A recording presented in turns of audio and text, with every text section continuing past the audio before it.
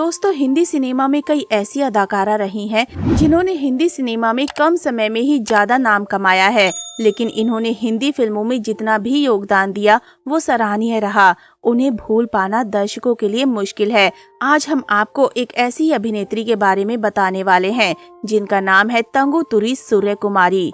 जी हाँ, आपने इन्हें हिंदी सिनेमा की कई बेहतरीन फिल्मों में देखा होगा और आज हम आपको इनके बारे में जानकारी देने वाले हैं कि आखिर आज ये कहां गुमनामी भरी जिंदगी जी रही हैं।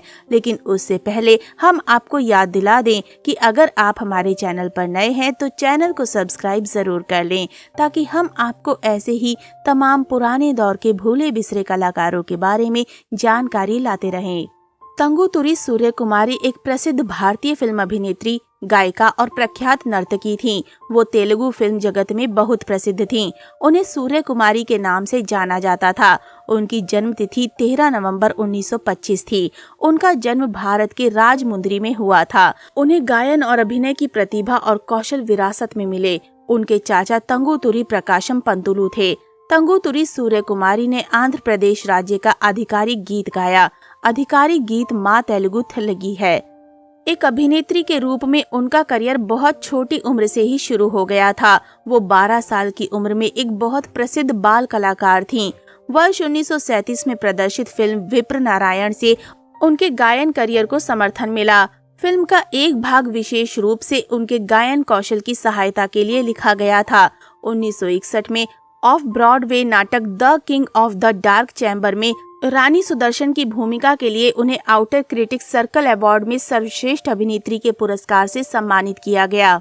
उनकी दूसरी फिल्म 1938 में आई, अदृष्टम थी। ये फिल्म उस समय की सबसे हिट फिल्म साबित हुई।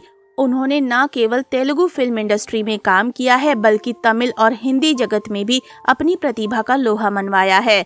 कटकम उनका पहला तमिल नाटक था, जो शेक्सपियर के नाटक सिम्बे लाइन का तमिल संस्करण था। ये नाटक लोगों के बीच कम जाना जाता था। तंगुतुरी सूर्यकुमारी ने तेलुगु सिनेमा के स्वर्ण युग में योगदान दिया है।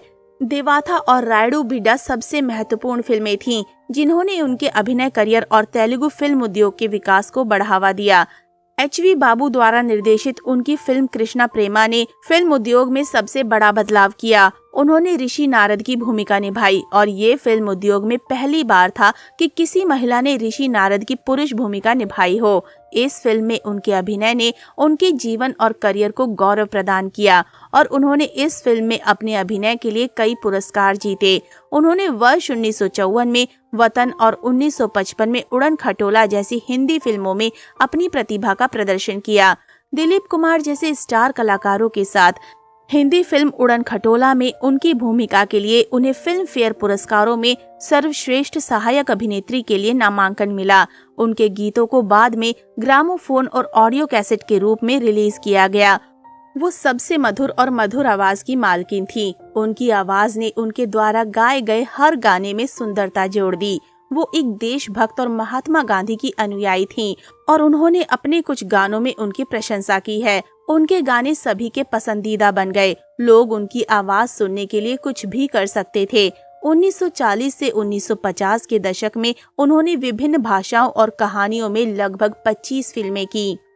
वो तेलुगु, तमिल, संस्कृत, गुजराती, हिंदी और अंग्रेजी जैसी भाषाओं में अभिनय कर चुकी हैं। उन्हें motion picture association of America द्वारा भारतीय फिल्म उद्योग का प्रतिनिधित्व करने के लिए हॉलीवुड में आमंत्रित किया गया था। उन्हें न्यूयॉर्क में कोलंबिया विश्वविद्यालय में व्याख्याता का पद मिला। पश्चिमी शास्त्रीय और विभिन्न नृत्य शैलियों की शिक्षा दी। उन्होंने कलाकारों और बढ़ते प्रस्तुतियों को सिखाने और प्रशिक्षित करने के लिए इंडिया परफॉर्मिंग आर्ट्स की स्थापना की। अपने फिल्मी करियर के अलावा तंगुतुरी सूर्यकुमारी अपने निजी गीतों के लिए भी जानी जाती थीं, जिन्हें ग्रामोफोन रिकॉर्ड और बाद में ऑडियो कैसेट के रूप में रिलीज किया गया था। गाने मधुर थे और उनके बोल प्रभावशाली थे। उनकी मधुर आवाज ने इन गानों में 4 चांद लगा दिए। तंगुतुरी सूर्यकुमारी ने कुछ देशभक्ति के गीत भी गाए और उनमें से कुछ में तंगुतुरी सूर्यकुमारी ने महात्मा गांधी की प्रशंसा की। सूर्यकुमारी द्वारा गाए गए कई गाने हैं, जिनमें से कुछ हैं माँ तेलुगु तल्लीकी, मल्ले पुंधड़लू, ओ महात्मा, सतपात्र सुंदरी, मामी चेटुन्नू और अन्य।